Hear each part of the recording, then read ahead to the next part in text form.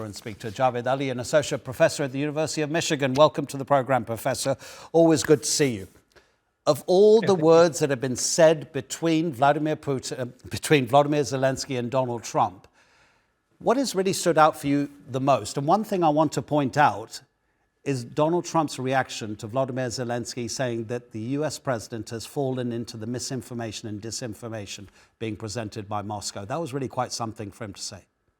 So as you mentioned, the sort of rhetoric we're hearing now from both President Trump, other senior White House officials, and President Zelensky in Ukraine, this is unprecedented, at least over the past 3 years. But at least, and I can't speak to anything going on the Ukrainian side, but my speculation, at least on the U.S. side, and again, this is speculation because I'm not in government and completely outside what's going on in D.C., but I think some of the rhetoric we're hearing, even though it is tough and it is very different from the tone of the last few years under the Biden administration, I do think there's part of this that is designed to be a negotiating strategy and trying to put pressure on President Zelensky to come to the table, perhaps maybe not immediately, but at some point in the future, and be a partner to this negotiation, whatever that may be. And the previous segment sort of listed different points of that. Now, that's not going to be, I'm sure there will be parts of that negotiation that will not be acceptable, at least immediately, to the Ukrainian side. But President Trump, since returning to office, has said that he wants to end this war. And part of the strategy that appears to be in play is putting pressure on Ukraine in addition to the pressure and the negotiations with Russia. Do you not see anything slightly more dangerous in terms of U.S. security around this language? Taking us back to that meeting between a new president, Donald Trump, as he was in his first term, and Vladimir Putin in Helsinki, when they were standing at the podium, and President Trump said, well, why wouldn't I believe Vladimir Putin over my own intelligence agencies? Yeah, there are definitely risks with this approach that at one level seems like there is greater consideration of Russian positions now versus than under the Biden administration. And I would hope that that risk is being considered in institutions like the National Security Council and the intelligence community, both of which I held positions in my career in government. So I'd like to think that even at the very top of the U.S. government with President Trump, that they acknowledge there are risks to this approach, which could have some effect on U.S. security. But I'm going back to this point. I think part of what we're seeing play out, even though it is very different in tone and style, is a negotiating strategy. Whether it delivers the results the White House wants, that's also not clear right now. Okay, well, just looking generally at Trump Mark II foreign policy and the way he has surrounded himself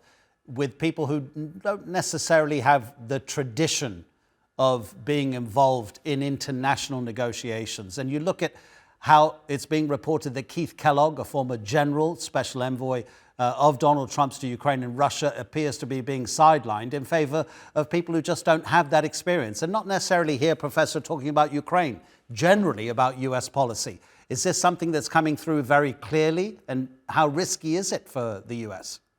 Well, it looks like, based on the folks coming into these senior jobs, at least some of them, that they are coming with very different backgrounds than the folks who were in either cabinet level positions or other senior positions in at least the first couple of years of the Trump administration. And I was on the National Security Council in 2017 and 2018. So I remember what that was like and some of the people who are there. But I also, again, going back to sort of a very different approach for President Trump this go round, is that he's probably taken stock of what sort of measures worked or what results were delivered under the approach he had under the first time from 2017 to 2021 till now. And it looks like he has got people who have the same sort of mindset and perhaps more business or transactional related sort of background that he's more in favor of, as opposed to folks who are coming from a traditional foreign policy or national security background.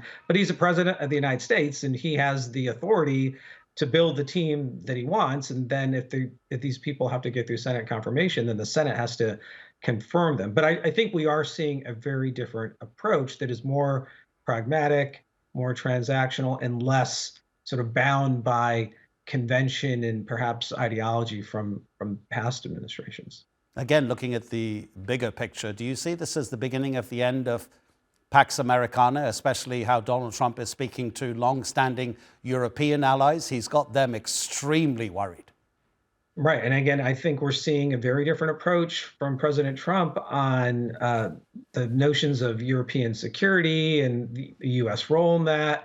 And again, how much of this is driven by this transactional approach where he is trying to force either NATO partners or other countries in Europe to pick up more of the slack when it comes to Europe's defense, and whether that's a measure of GDP spending on defense. President Trump has said the past few weeks that he wants to see at least NATO countries hit a 5% target. He has said that he does not want the United States and U.S. taxpayers to continue to foot the bill for Europe's defense. So these are all very different approaches that we're hearing now, but I do think this is intentional in the sense of trying to sort of shock the system and galvanize countries to do more than perhaps they've done less in the past. Professor Javed Ali, thank you so much indeed for spending time with us. All right, thank you.